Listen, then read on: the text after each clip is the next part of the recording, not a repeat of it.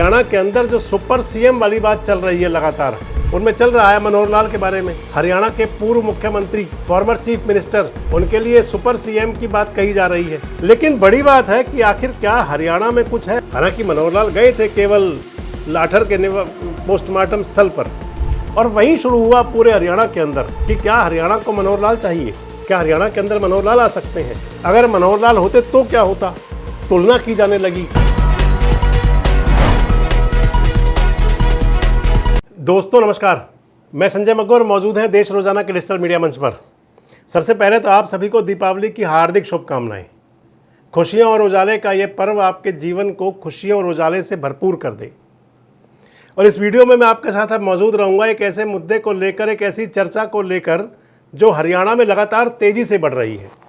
और अगर मैं कहूं कि हरियाणा के अंदर एक इस प्रकार की आवाज़ें शुरू हो गई हैं जिससे कि लगता है हरियाणा में कुछ बड़ा होने वाला, कि हरियाणा के अंदर जो सुपर सीएम वाली बात चल रही है लगातार, दिनों जो इंसिडेंट देखे हरियाणा के 2 घटनाक्रम, और उन घटनाक्रम के अंदर जिस प्रकार से उनका अंजाम हुआ, यानी कि जहां उनका समापन हुआ, उस समापन को, उन दोनों घटनाओं के जिस प्रकार से उन्हें बंद किया गया आप कह सकते हैं, तो उस लम्हे से आप समझ सकते हैं कि हरियाणा के अंदर कुछ चल तो रहा है।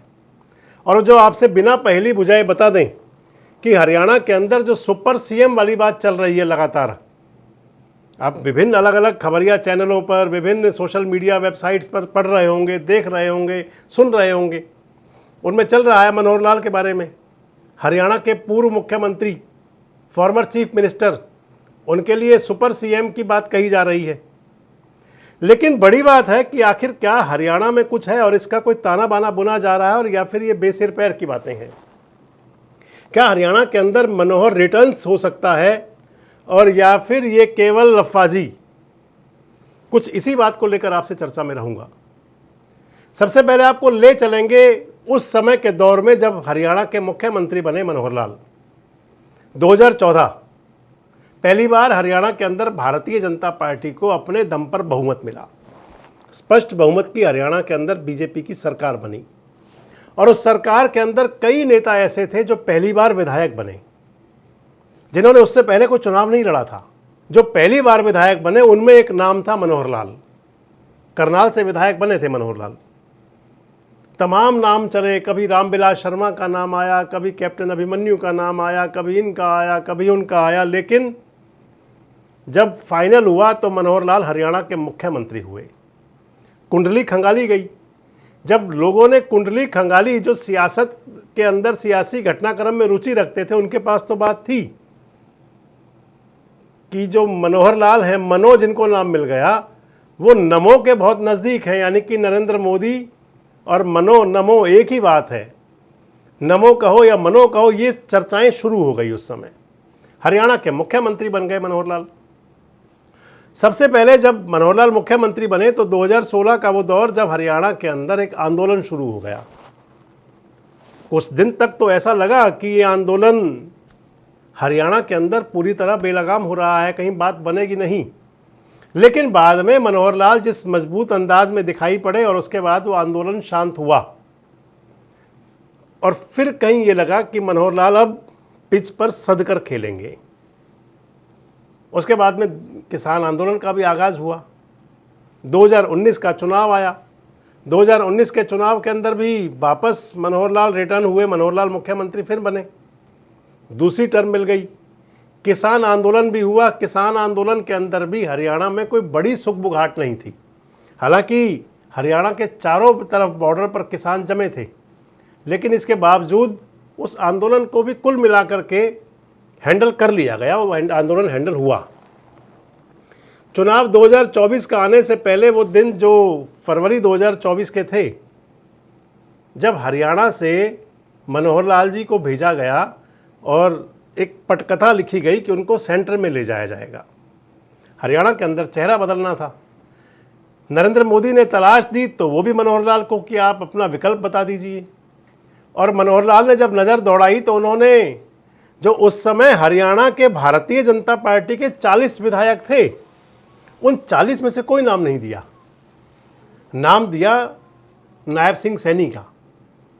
नायब सिंह सैनी को आप कह सकते हैं कि मनोहर लाल की राजनीतिक पाठशाला के विद्यार्थी, मनोहर लाल के शागिर्द नायब सिंह सैनी फरवरी 2024 में मुख्यमंत्री बन गए। मुख्यमंत्री बनने के बाद वो विधायक बने, फिर करनाल से ही, उसी करनाल से जहां से मनोहर लाल विधायक हुआ करते थे। यानी कि विधायकपन भी अपना दे दिया और मुख्यमंत्रीपन भी दे दिया अपना। एक बात चलनी शुरू हुई थी तब, जस की तस धर दीनी चदरिया। शासन बदल गया हरियाणा के अंदर, इधर मनोहर लाल पहुंच गए केंद्र में और इधर 2024 के अंदर विधानसभा चुनाव हुआ। पर्दे के पीछे रह करके जो मनोहर लाल ने भूमिका अदा की थी उसको हमेशा याद किया जाएगा सियासत के अंदर, क्योंकि जब 2024 की सरकार बन गई तो श्रेय जो दिया गया, जो बात कही गई, ये कहा गया कि मनोहर लाल की जो पॉलिसीज थी उनको लागू किया गया और मनोहर लाल की नीतियों कार्यक्रमों की वजह से हरियाणा के अंदर तीसरी बार भाजपा की सरकार बन गई। इस बात को नायब सिंह सैनी ने भी कई बार कहा, हरियाणा के तमाम और नेताओं ने भी कहा। लेकिन जब इधर 2024 में सरकार बन गई तो फिर एक पूरे हरियाणा के अंदर अगर कहें तो खासकर एक विशेष वर्ग द्वारा और मीडिया की तरफ से भी, जो विशेष वर्ग कह सकते हैं आप उसे पॉलिटिशियंस का कह सकते हैं, राजनेताओं का, राजनेता भी विपक्ष वाले, और उनके अंदर कुछ भारतीय जनता पार्टी के भी थे। मैंने इससे कुछ मिला हुआ वीडियो आपको शेयर किया था एक, कि बीजेपी के कुछ पॉलिटिशियंस और कुछ ब्यूरोक्रेट्स क्या नायब सैनी सरकार को अपदस्थ करना चाह रहे थे, उसको परेशानी में डालना चाह रहे थे। हमने आपसे वीडियो शेयर किया था, आप देख सकते हैं उसको भी जा करके। लेकिन बात आ जाती है मनोहर लाल पर। इधर हरियाणा के अंदर सरकार बने हुए 1 साल होने जा रहा था, जश्न की तैयारी थी 17 अक्टूबर की, और इधर 7 अक्टूबर को हरियाणा पर आप कहें तो एक प्रकार से ऐसा माहौल बन गया हरियाणा के अंदर। इधर एक आईपीएस का सुसाइड 7 अक्टूबर को, वाई पूरन कुमार का, उसके बाद 14 अक्टूबर को एक एएसआई का सुसाइड, प्रधानमंत्री नरेंद्र मोदी का हरियाणा दौरा कैंसिल हो गया, 17 तारीख का जो जश्न होना था, जो रैली होनी थी, वो रैली कैंसिल हो गई और एक प्रेस कॉन्फ्रेंस पर आ गई। तमाम हरियाणा में कार्यक्रम तो हुए, लेकिन स्थिति कुछ अलग प्रकार की थी बिल्कुल। और जब इधर वाई पूरन कुमार का निधन, दुखद मृत्यु उनकी, उनका सुसाइड, इधर उसके बाद में 7 दिन बाद एएसआई की दुखद मृत्यु, उनका सुसाइड, और उसके बाद में मनोहर लाल की एंट्री। हालांकि मनोहर लाल गए थे केवल लाठर के पोस्टमार्टम स्थल पर, निवास पर नहीं गए थे उनके। जब वाई पूरन कुमार का मैटर चल रहा था तो मनोहर लाल विदेश में थे। वापस आने के बाद में इधर संदीप लाठर का दुखद मृत्यु हो गई और स्थिति ऐसी लगा कि जैसे अब हरियाणा एक बार फिर जलेगा, क्योंकि इधर दलित का मामला बड़ा जोर पकड़ा हुआ था और इधर एक जाट समाज के अधिकारी का सुसाइड हो गया। दोनों एक दूसरे की तरफ, वो अपराध जो आत्महत्या दोनों थी, एक दूसरे को पूरक कर रही थी।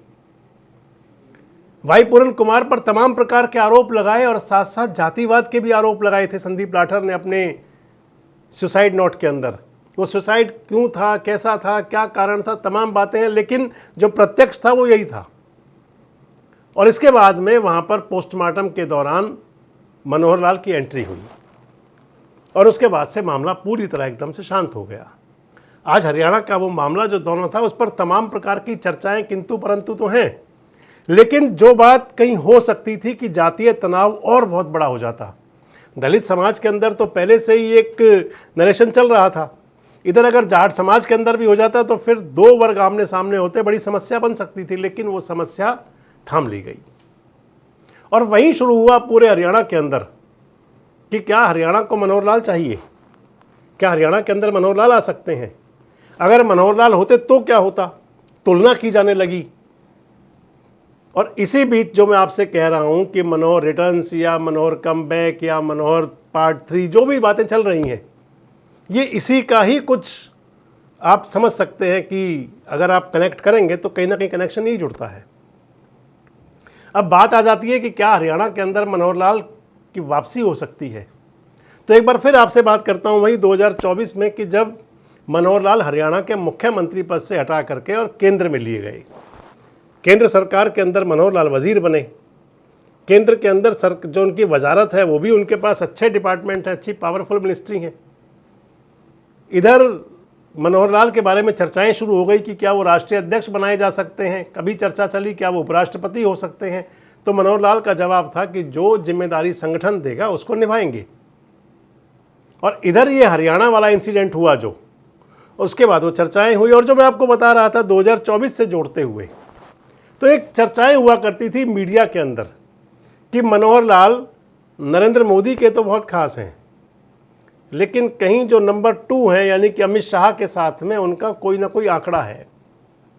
और आप देखें, अगर सियासी घटनाक्रम को, सियासी बातों को आप समझें थोड़ा सा, तो अभी हाल ही में मनोहर लाल प्रेस कॉन्फ्रेंस करने आए हुए थे फरीदाबाद के अंदर 17 अक्टूबर को, सरदार पटेल की जयंती पर जो जन्मोत्सव होना है पटेल साहब का, और जो रन फॉर यूनिटी, और उसके बाद हरियाणा में 2 महीने के जो कार्यक्रम की योजना है उसकी जब जानकारी दे रहे थे तो मनोहर लाल ने एक लाइन बोली, एक उसके अंदर एक सेंटेंस पूरा किया उसमें, और वो सेंटेंस था कि गुजरात से ही आते थे सरदार पटेल, जिन्होंने पूरे देश की रियासतों को इकट्ठा कर दिया, और कहा कि गुजरात से ही आते हैं वो 2 देशभक्त, पहले नरेंद्र मोदी और दूसरे अमित शाह। सुनिए इस बात को आप।